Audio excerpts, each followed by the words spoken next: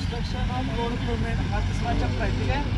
त्याच्यामध्ये आपल्याला cement concrete road, bituminous road, WBM या सगळ्यांचं कन्स्ट्रक्शन प्रोसिजर आपल्याला बघायचे आहे. मागा आवाज होत्या. त्याच्या अगोदर स्ट्रक्चरल पेमेंट नावाचा एक पॉईंट आहे आपल्याला, ठीक आहे. आता स्ट्रक्चरल पेमेंट म्हणजे काय, की साधारणपणे काही रोड डेव्हलप करायच्या अगोदर किंवा कन्स्ट्रक्ट करत असताना आपण काय म्हणतो, त्याच्यामध्ये एक किंवा एकापेक्षा जास्त थर काय होतात, इन्सर्ट केले जातात. त्यालाच काय म्हणायचं, स्ट्रक्चरल पेमेंट म्हणायचं, ठीक आहे. स्ट्रक्चरल पेमेंट समजलं. ज्यावेळेला रोड आपण तयार करत असतो त्याच्यामध्ये एक किंवा एकापेक्षा जास्त थर इन्सर्ट केले जातात, त्यालाच काय म्हणायचं, स्ट्रक्चरल पेमेंट म्हणायचं, ठीक आहे. आता स्ट्रक्चरल पेमेंटमध्ये प्रामुख्याने 4 लेअर येतात, ठीक आहे. किती लेअर येतात? 4 लेअर येतात, ठीक आहे. त्याच्यातला पहिला असणार आहे तो म्हणजे कुठला, साधारणपणे सबग्रेड असणार आहे. कुठला लेअर असणार आहे? सबग्रेड.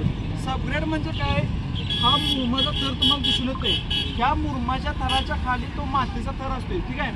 मातीचा थर म्हणजे कशाला आपण इन्सर्ट केला असतोय, तर साधारणपणे एक्झिस्टिंग रोड सरफेस असतो की नाही, त्याच्यावरती असणारे जे काही क्रॅक असणार आहेत, खड्डे असणार आहेत, आणि आपण महत्त्वाचं म्हणजे केंबर ठेवायचा असतो, ठीक आहे. ह्या गोष्टी आपल्याला प्लेस करण्यासाठी आपण काय करतो, मातीचा थर टाकून घेतो, ठीक आहे. आणि त्या मातीच्या स्तराला आपण काय म्हणायचं, सबग्रेडचा थर म्हणून घेतो. काय म्हणायचा? सबग्रेडचा थर, ठीक आहे. आता त्याच्या वरच्या बाजूला येणार तो म्हणजे कुठला नाही आहे, सब बेस लेअर येत असतो. कुठला? सब बेस लेअर येत असतो, ठीक आहे. सब बेसचा लेअर म्हणजे काय, की त्याच्यामध्ये फक्त मुरमाचा थर येत असते. आता तुम्हाला इथं दिसतंय, ह्या पॉईंटपासून ह्या पॉईंटपर्यंत दिसते, तो म्हणजे कुठला तुमचा मुरमाचा थर असते. मुरमाचा थर आपण का टाकतो, ज्या वेळेला रस्ता आपण तयार करत असतोय, डेव्हलप करत असतोय, ठीक आहे, त्याला मी सबग्रेड म्हणलेला आहे. आणि त्या मातीची स्टॅबिलिटी कशी असते, आपली कमी असते, म्हणजे लोड घेण्याची क्षमता असते का, नसत्या त्या मातीमध्ये, ठीक आहे.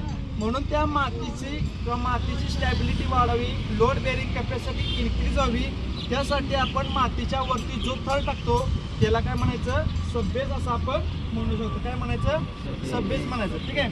आता या सबबेसच्या वरची जो लेअर होती, म्हणजे ह्या पॉईंटपासून ह्या पॉईंटपर्यंत, ठीक आहे, त्याला काय म्हणायचं, बेस कोर्स म्हणायचं. काय म्हणायचं? Base course. म्हणजे ह्या लेअरपासून ह्या लेअर पर्यंत तुम्हाला ओपन आणि जो लेअर होती त्याला काय म्हणायचं, बेस कोर्स म्हणायचं. बेस कोर्स म्हणजे काय, तर साधारणपणे कधीही कुठलाही रोड डेव्हलप करत असताना आपण काय करतो, डंपर किंवा ट्रॅक्टरमधून मोठमोठे खडक आणतो, ठीक आहे. आणि ते खडक रस्त्याच्या बाजूला आपण काय करतो, डंप करतो.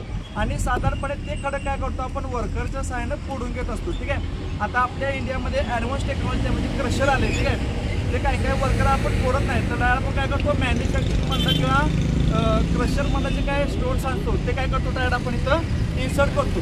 म्हणजे हा थर म्हणजे कुठला असतोय, कोर्स ॲग्रिगेट किंवा पावडरचा जो काय थर असतो तो, त्याला आपण काय म्हणायचं, त्याला बेस कोर्स म्हणायचं. काय म्हणायचं? बेस कोर्स म्हणायचं. त्याचं फंक्शन काय असतंय, तर ह्या वेअरिंग कोर्समधनं ज्या काय गाड्या जात असतात त्याचं फाउंडेशन म्हणून ते ॲक्ट होत असते. म्हणजे काय करायचं, लोड पूर्णपणे घेण्याचं काय करत असते, हा बेस कोर्सचं काम करत असते. म्हणजे तुमची कुठल्याही प्रकारची गाडी असू दे, 2 व्हीलर असू दे, 4 व्हीलर असू दे, मल्टी ॲक्सल गाडी असू दे, ह्या सगळ्यांचं लोड घेण्याचं काम कोण करत असते, तर हा बेस कोर्स करत असतो, ठीक आहे. आणि सगळ्यात शेवटचा थर येतोय तो म्हणजे कुठला, हा वेअरिंग कोर्स येतोय. म्हणजे हा एवढाच कुठला येतोय, वेअरिंग कोर्स, ठीक आहे. तो वेअरिंग कोर्स म्हणजे त्याला आपण काय म्हणतो, कुठलाही तुमचा बिटुमनचा रोड असून दे, त्याच्यातला सगळ्यात टॉप लेवलचा पोर्शन किंवा अप्पर लेअर आपण ज्याला म्हणतो तो म्हणजे कुठला, हा साधारणपणे वेअरिंग कोर्स म्हणतो. रोडवे दिसतोय, ठीक आहे. आता रोडवेची डेफिनेशन काय सांगितली होती, हे शोल्डरचं मार्किंग असतं. या पॉईंटपासून ह्या पॉईंटपर्यंत पण आपलं काय असतंय, शोल्डर असतो, ठीक आहे. म्हणजे ह्या पॉईंटपासून ते तिकडल्या पॉईंटपर्यंत, ठीक आहे. म्हणजे शोल्डर आणि हा मधला काय असणार पोर्शन कॅरी मधला पॉईंटमध्ये काय सांगितलं तुम्हाला, रोडवे सांगितलं होतं.